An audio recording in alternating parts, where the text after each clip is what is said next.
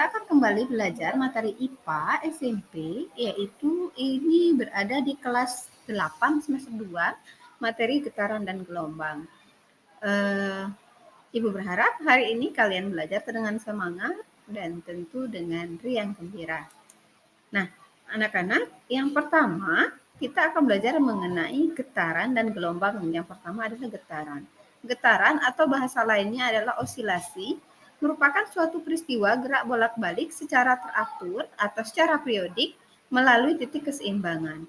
Istilah-istilah yang berlaku dalam bab getaran atau pada peristiwa getaran ada istilah yang pertama keseimbangan, yang kedua amplitudo, yang ketiga periode, dan yang keempat frekuensi. Yang pertama keseimbangan. Keseimbangan adalah suatu keadaan benda yang berada pada posisi diam ketika tidak ada gaya yang bekerja pada benda tersebut. Jadi berada di titik nol ya. Kemudian yang kedua yaitu amplitudo. Amplitudo itu atau dikenal dengan istilah simpang getar. Amplitudo merupakan simpangan terjauh dari titik keseimbangan yang dicapai oleh benda yang bergetar. Ya, nanti akan dicontohkan satu buah bandul yang mana titik keseimbangannya, yang mana amplitudo. Yang selanjutnya adalah periode atau yang biasa disimbolkan dengan huruf T besar. Periode merupakan waktu yang diperlukan suatu benda untuk melakukan satu kali getaran. Dan yang kedua ada istilah frekuensi. Frekuensi atau simbolnya F kecil merupakan banyaknya getaran yang dilakukan suatu benda selama 1 sekon atau 1 detik. Nah, ini adalah hal-hal yang perlu adik-adik atau anak-anak pelajari sebagai pembuka bab getaran atau osilasi. Nah, ini yang tadi ditampilkan contoh dari getaran pada bandul. Nah, yang mana titik keseimbangan, yang mana kemudian amplitudo, nah nanti akan dijelaskan pada gambar ini. Ini merupakan contoh getaran pada bandul. Titik O jumlah getarannya tidak ada getaran karena ia berada pada posisi titik keseimbangan. Sedangkan titik A dan O jumlah getarannya adalah 1/4 getaran. Posisinya bergerak dari gerakan A ke O. Titik A, O, dan B jumlah getarannya adalah setengah getaran ya adik-adik. Nah, posisi gerakannya dari A menuju O dan kembali ke B. Ini adalah setengah getaran. Jadi diulang ya, kalau titik dari A ke O itu 1/4 getaran, tapi kalau dia berayun dari A ke O lanjut ke B, ini adalah titik setengah getaran. Kemudian bagaimana kemudian kalau bandulnya balik dari titik A, berayun ke O, berayun ke B, kemudian balik lagi ke titik O, ini disebut dengan jumlah getarannya berada pada titik 3/4 getaran. Ya, jadi ini 1/4, ini setengah, tapi kalau dia kembali posisi ini 3/4 getaran. Lalu kalau dia berada pada titik A, O, berayun ke O, berayun ke B, berayun lagi ke O, berayun kembali ke A, ini dikenal dengan istilah jumlah getaran 1 getaran. Ya, jadi dia beralih atau balik kembali ke titik A, berayun kembali ke titik A. Ini contoh getaran pada bandul. Next. Dalam kehidupan sehari-hari apa saja sih aplikasi getaran dalam peristiwa kehidupan sehari-hari? Kita bisa melihat peristiwa getaran dalam kehidupan sehari-hari, contohnya pada bandul pada jam dinding, petikan pada sinar getar, kemudian mister plastik yang dijepit, kemudian pada ayunan, kalau adik-adik sering memperhatikan ayunan anak TK itu menggunakan prinsip getaran, kemudian pegas dengan beban. Nah, ini adalah peristiwa-peristiwa getaran dalam kehidupan sehari-hari. Nah, tadi di awal kita mengenal istilah periode dan frekuensi. Bagaimana kita menghitung periode sebuah getaran? Periode sebuah getaran dapat kita formulasikan atau kita rumuskan dengan T sama dengan 1/F. Atau periode sama dengan 1 berbanding frekuensi. Atau T sama dengan T/N. Dengan T adalah waktu dan N adalah jumlah getaran. Atau kita bisa balik untuk mendapatkan frekuensi bisa diketahui dari apabila soal menampilkan periode dan ditanya adalah frekuensi, kita bisa menggunakan rumus F sama dengan 1 per T atau F sama dengan N per T. Dibalik ya, N tadi adalah jumlah getaran, T tadi adalah waktu yang diperlukan. Next. Nah, keterangannya ini teman-teman tadi juga sudah ada di awal. T sama dengan periode, satuannya sekon, T kecil waktu, satuannya pun sama sekon, N banyaknya getaran, F sama dengan frekuensi atau satuannya hertz atau Hz. Next, itu untuk materi getaran. Selanjutnya materi gelombang. Gelombang adalah getaran yang merambat melalui suatu medium atau perantara berupa zat padat, zat cair, dan gas. Ya, jadi kalau tadi getaran itu adalah gerakan bolak-balik pada titik keseimbangan, kalau gelombang getaran yang merambat. Ya, contohnya pada tali, selingki, air, dan udara. Gelombang merambat tentu membawa energi. Nah, dalam kehidupan sehari-hari, contoh peristiwa getaran bisa kita lihat masih pada bandul. Ya, oh ya, ini yang tadi ya, ini contoh penerapan getaran dalam kehidupan sehari-hari. Ya, ini jenis-jenis gelombang. Jadi gelombang itu terdiri atas dua macam. Ya, berdasarkan arah getarannya, gelombang dibedakan menjadi gelombang longitudinal dan gelombang transversal. Kalau gelombang longitudinal, gelombangnya searah atau sejajar dengan arah rambat.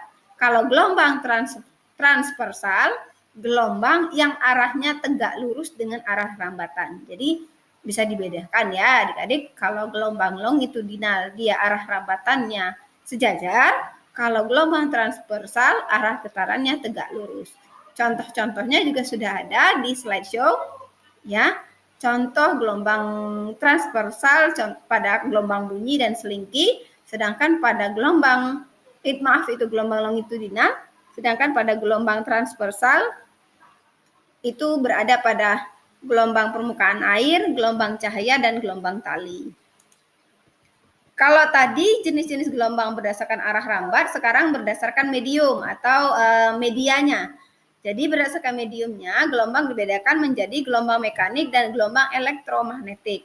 Gelombang mekanik, gelombang yang memerlukan energi dan perantara dalam proses perambatannya. Jadi dia harus ada perantara.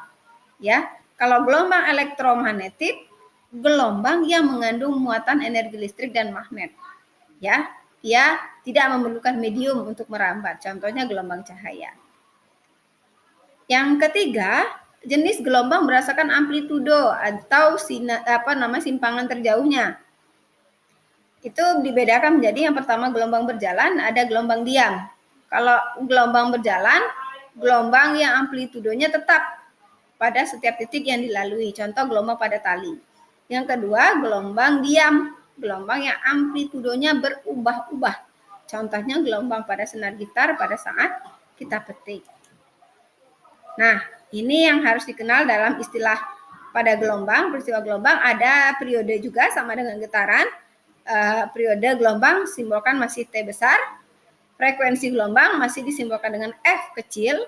Ada panjang gelombang. Panjang gelombang disimbolkan dengan L kecil atau biasanya huruf A berkaki atau dikenal istilah dengan lambda. Ini jarak yang ditempuh dalam satu gelombang. Cepat rambat gelombang disimbolkan dengan P, jarak yang ditempuh gelombang dalam selang waktu tertentu. Ini rumus-rumus yang berlaku pada peristiwa gelombang. Kalau kita mau mencari periode dari sebuah gelombang, cukup kita simbolkan T sama dengan 1 per F atau F sama dengan 1 per T. Adik-adik sudah kenal ya, T tadi adalah simbol dari periode, F tadi simbol dari frekuensi. Atau jika di dalam soal kita ketahui panjang gelombangnya, maka kita bisa menggunakan rumus yang kedua, yaitu P sama dengan lambda per T. Lambda adalah panjang gelombang, T periode. Atau kalau misalnya kita nyari ada ketemu frekuensinya atau F, bisa menggunakan formula P sama dengan lambda kali F. Lambda panjang gelombang, F frekuensi. Selanjutnya bunyi. Bunyi merupakan gelombang longitudinal yang arah rambatnya sama dengan arah getarnya. Tadi adik-adik tentu ingat ya, Ada gelombang transversal, ada gelombang longitudinal. Kalau gelombang longitudinal adalah gelombang yang arah rambatnya sejajar dengan arah getar. Nah, bunyi merupakan gelombang longitudinal. Ya, bunyi dapat terdengar apabila terdapat sumber bunyi, adanya medium dan indera pendengar. Sumber bunyi biasanya berasal dari benda yang bergetar. Mediumnya bisa berupa udara, zat cair, zat padat. Zat padat lebih cepat merambat bunyi dibandingkan zat cair atau udara dan gas. Indera pendengar, ada indera kita telinga untuk manusia. Bunyi berdasarkan jenis frekuensi. Ya, frekuensi yang pertama ada istilah infrasonik. Infrasonik adalah bunyi dengan frekuensi kurang dari 20 Hz atau Hz. Hanya dapat didengar oleh anjing dan jangkrik. Infrasonik, jadi kita manusia tidak bisa mendengar. Kemudian ada audiosonik. Audiosonik ini bunyi dengan frekuensi 20 Hz sampai dengan 20.000 Hz. Ya, ini umumnya biasa bisa didengar oleh telinga atau indera manusia. Selanjutnya ultrasonik. Ultrasonik bunyi dengan frekuensi lebih dari 20.000 Hz. Nah, ini juga biasanya hewan yang bisa mendengar. Nah, adik-adik, dalam bab bunyi ada istilah resonansi. Resonansi bunyi adalah suatu peristiwa ikut bergetarnya suatu benda karena adanya benda lain yang bergetar. Resonansi mempunyai frekuensi yang sama atau kelipatan bilangan bulat dari frekuensi bunyi asal. Ya, kalau syarat-syarat terjadinya resonansi, yang pertama ya tentu saja ada sumber bunyi ya adik-adik. Yang kedua ada penerima atau ada benda lain. Kemudian yang ketiga frekuensi benda harus sama dengan frekuensi sumber getar. Yang keempat ada medium perantara untuk merambat. Dan yang terakhir, adanya kolom udara dengan ketinggian kolom udara yang sama. Jenis-jenis bunyi pantul, ini ada gaung, gema, dan bunyi. Ya, silakan disimak. Perbedaan antara gaung, gema, dan bunyi. Yang berikut adalah rumus-rumus yang berlaku dalam peristiwa bunyi.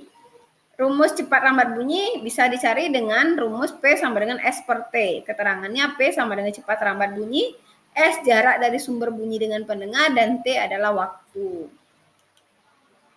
Kalau mencari resonansi, ini rumusnya adalah I besar sama dengan 2N-1 dikali 1/4 lambda. Atau D sama dengan P kali T per 2. Nah, nanti kalau di soal, triknya adik-adik adalah lihat apa saja yang diketahui dari soal. Baru kita tentukan mau pakai rumus yang pertama atau rumus yang kedua.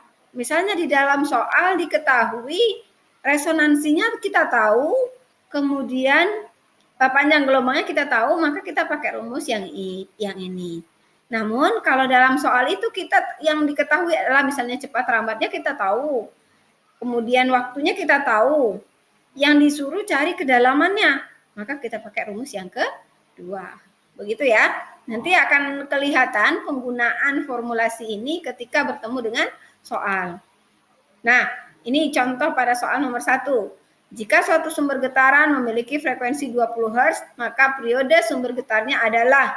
Nah, kita tahu bahwa frekuensinya buat diketahui F-nya 20 Hz.